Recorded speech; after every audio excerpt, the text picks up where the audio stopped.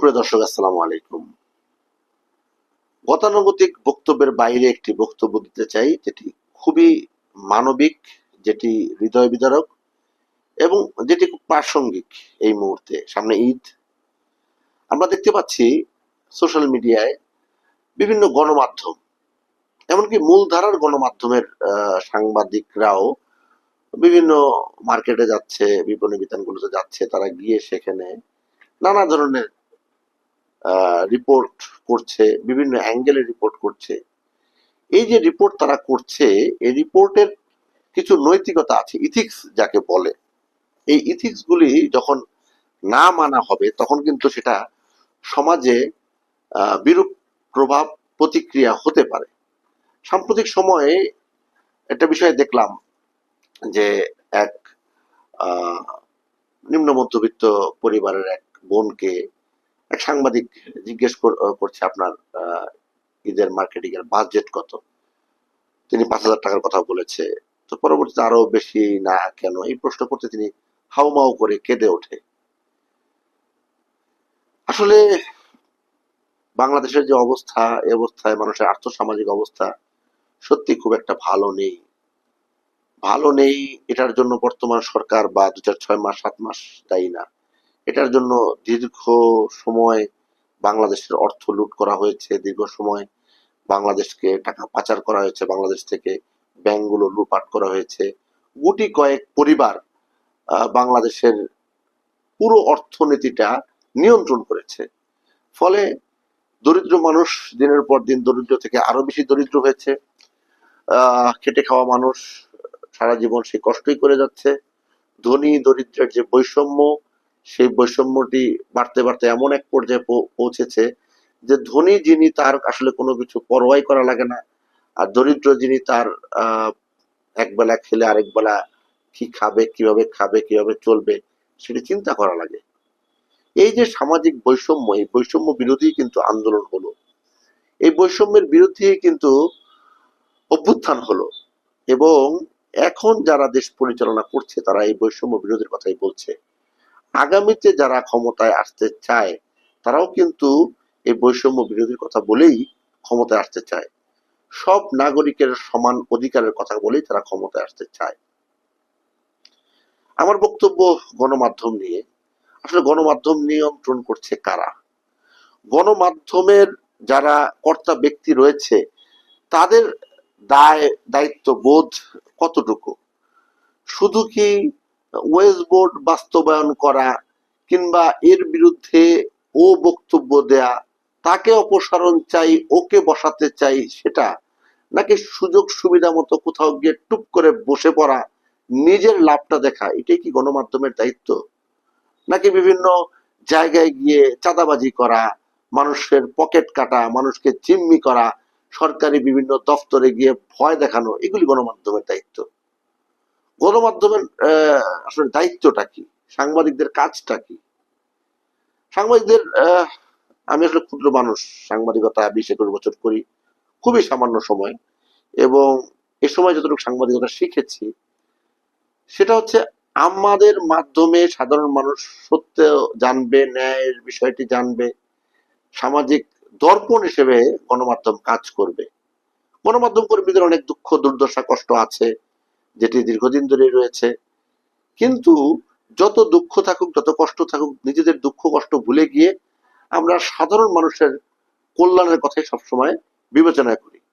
হয়তো অনেক গণমাধ্যম কর্মীদের পারিবারিক অবস্থা খুবই খারাপ, হয়তো মাস শেষে ঠিকমতো বেতনটাও অনেক পত্রিকায়, অনেক মিডিয়া হাউসে হয় না, অনেক টেলিভিশনও হয় না, কিন্তু দিন শেষে কিন্তু তারা অসহায় মানুষের পাশে গিয়ে দাঁড়ায়।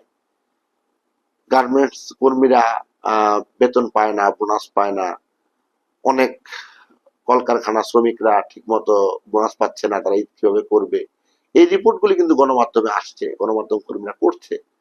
কিন্তু তার যে বেতন হয় না, তার যে বোনাস হচ্ছে না, সে যে অসহায় অবস্থা আছে, এটা কিন্তু বলার কেউ নাই।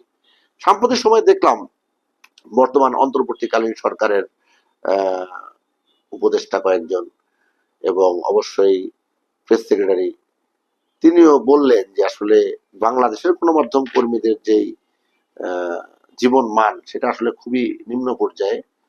ফলে যেটা হয়, বিভিন্ন এলাকায় অনলাইনের সাংবাদিক কিংবা ইউটিউবার, আমি আসলে ইউটিউবার সাংবাদিক বলবো না, বা এই নাম কস্তে অনেকে গিয়ে সাধারণ মানুষকে জিম্মি করে। তো আসলে এই যে গণমাধ্যম সংস্কারের জন্য যে কমিশন হয়েছে, সেই কমিশন বেশ কিছু সুপারিশ করেছে। এই সুপারিশগুলো বাস্তবায়ন হওয়া জরুরি। শিক্ষাগত যোগ্যতা থাকা দরকার, এবং তাদের একটা ট্রেনিং থাকা দরকার, এবং তারা কোন রিপোর্টটা করতে পারবে, কোন রিপোর্টটা করতে পারবে না, সেই সেন্স তাদের থাকা উচিত। সেটার জন্য পরীক্ষা হওয়া উচিত, সেই পরীক্ষা পাশ করা উচিত।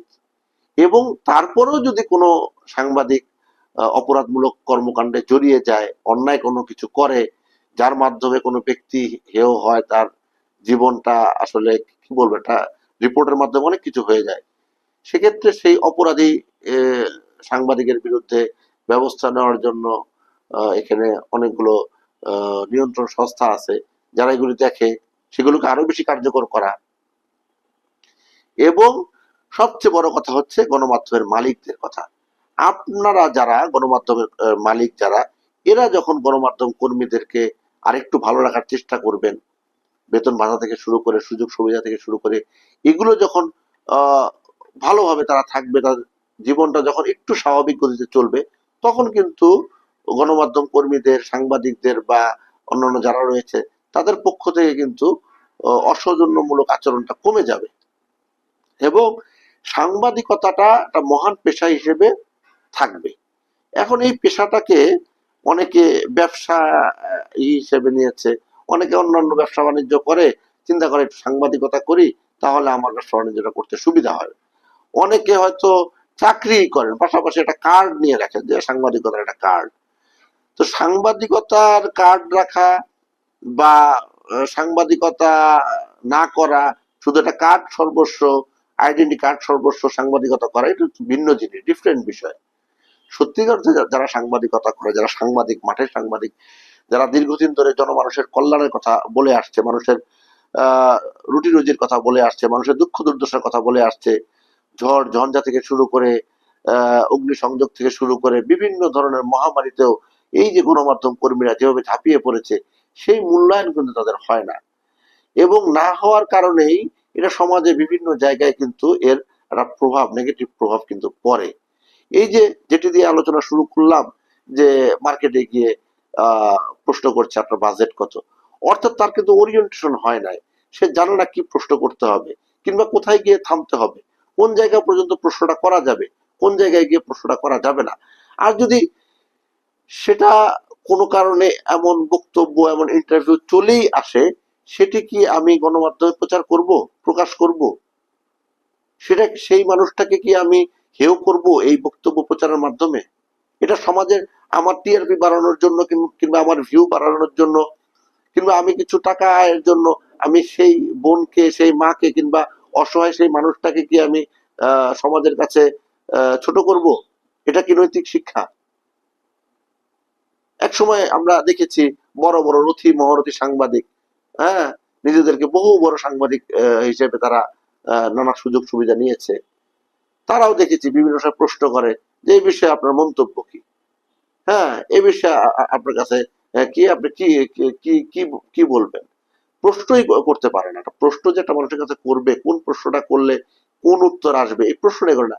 আপনি কি বলতে চান? আর উনি কি বলতে চায়? উনি তো অনেক কিছুই বলতে চায়, অনেক কিছুই বলতে চায়, সবকিছু তো আপনি নেবেন না তার কাছ থেকে, বা উনি সবকিছু বললেও সবকিছু তো আপনি প্রচার করবেন না। প্রচার করার ক্ষেত্রেও তো অনেক আহ কি বলবো, নিয়ম নীতি আছে।